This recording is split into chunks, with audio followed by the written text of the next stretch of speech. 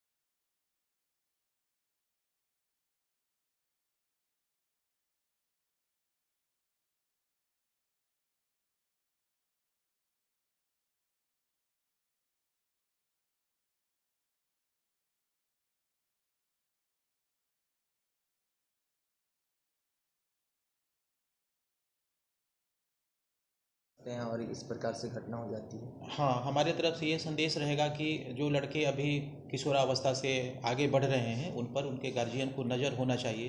अभी जो इस घटना के अनुसंधान में जो बातें आई हैं उससे यह प्रतीत होता है कि ये लोग शराब पार्टी किए थे, तो थोड़ा गार्जियन को इस पर नज़र रखना चाहिए कि हमारे बच्चे रात में बिना बताए कहाँ जाते हैं।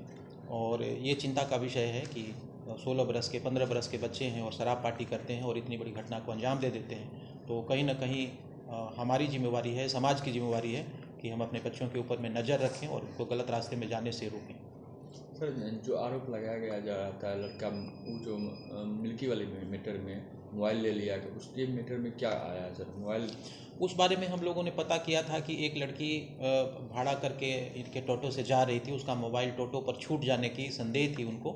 उस बात को लेकर के इनसे पूछताछ की गई थी, तो पूछताछ करने के बाद में मारपीट की घटना सामने नहीं आई है, लेकिन उनको शक था कि शायद मोबाइल इसी ने गायब कर दिया है। हालांकि उसमें सत्यता प्राप्त नहीं हुई है। हम लोग लड़की से भी संपर्क करने का प्रयास कर रहे हैं कि अगर उनकी मोबाइल गायब हुई है तो वैज्ञानिक तरीके से हम उसके मोबाइल को खोजेंगे। उस घटना से इसका कोई लेना देना नहीं है। और एक सूचना प्राप्त हुई थी 12 तारीख को 12/2/2023 की सुबह में कि गौशाला है यहाँ पर, उसके पीछे एक डेड बॉडी पड़ी हुई है। सूचना पर तत्क्षण यहाँ के जो थाना प्रभारी हैं इंस्पेक्टर भारत भूषण अपनी टीम के साथ वहाँ पर पहुँचे। डेड बॉडी की पहचान हुई कि वो अंकुश नाम का लड़का है जिसकी उम्र 16 बरस है और ये मक्खा तकिया का रहने वाला है। सबको देखने से ऐसा प्रतीत होता था कि नाक मुंह से ब्लीडिंग हो रही थी, तो जख्म का थोड़ा बहुत हम लोग को आशंका लग रहा था।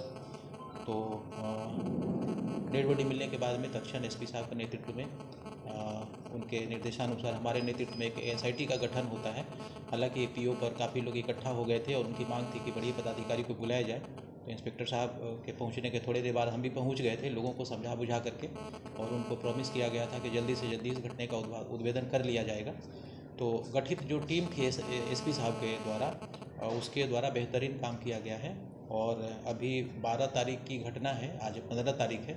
लगभग 72 घंटे से पहले हम लोगों ने इस घटना को सफल उद्भेदन कर लिया है और इस घटना में शामिल 3 अपराधकर्मी जो विधि विरुद्ध बालक हैं, तीनों की अरेस्टिंग हो गई है। और जो मृतक हैं उनका मोबाइल अपराधियों के द्वारा कुचल करके गेहूं के खेत में फेंक दिया गया था, तो उनके बताए अनुसार वो भी बरामद कर लिया गया है। और घटना जो है उनको नाक मुंह और गले में गमछी से दबा करके स्ट्रैंगुलेशन करके इनकी मृत्यु कारित की गई थी। तो गमछी को इन्होंने जलाया था और जलाए हुए भाग को भी हम लोग बरामद किए हैं, जिसको FSL में भेजकर उसकी जानकारी प्राप्त करेंगे। टूटी हुई मोबाइल बरामद हो गई है।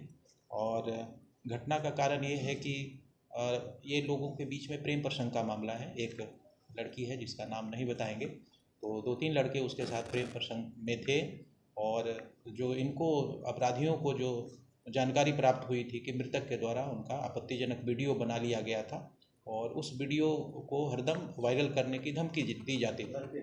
लड़की का और जो बाकी अपराधकर्मी हैं उनमें से किसी का वीडियो बनाया गया था और जो ये मृतक हैं इनके द्वारा बनाया गया था। हालांकि ये बताते हैं कि वीडियो मुझे दिखाया नहीं, लेकिन ये हरदम धमकी देता था कि हम वायरल कर देंगे। तो इसके आधार पर जो इनके ही जो मृतक हैं इनके ही परिवार के एक लड़का है जिसका नाम है सुजीत कुमार, तो इन्होंने प्लान बनाया अपने बाकी 2 मित्रों के साथ में कि इसकी आज हत्या कर दी जाए। प्लान के अनुसार ये लोग एक साथ मृतक के ही ऑटो से जाते हैं सुनसान जगह पे। वहाँ पर जो ये लोग बता रहे हैं, कन्फेस कर रहे हैं कि शराब इन्होंने पिया है, कर दिया है। लड़की यहाँ मक्के थी? लड़की के बारे में नहीं पूछा जाए, वो चूँकि नाबालिग ही हैं सारे लोग, तो इस संबंध में थोड़ा सा इस उद्भेदन से सर क्या अपराधियों के मन में थोड़ा भयभीत होंगे अपराध करने से? अब ये चूँकि विधि विरुद्ध बालक हैं, लेकिन हाँ अपराधियों के मन में इस बात का मैसेज जाना चाहिए कि यदि आप अपराध करते हैं तो पुलिस आपको छोड़ेगी नहीं। थोड़ा समय हो सकता है कि लग जाए अनुसंधान को पूर्ण करने में, बट पुलिस अपने काम तत्परता से और पूरे जो है टेक्निकली हम लोग इसका अनुसंधान वैज्ञानिक तरीके से करते हैं और कोशिश करते हैं कि जो सच में इसमें दोषी व्यक्ति हैं उनको कानून के दायरे में लाया जाए। कुछ संदेश देना चाहेंगे?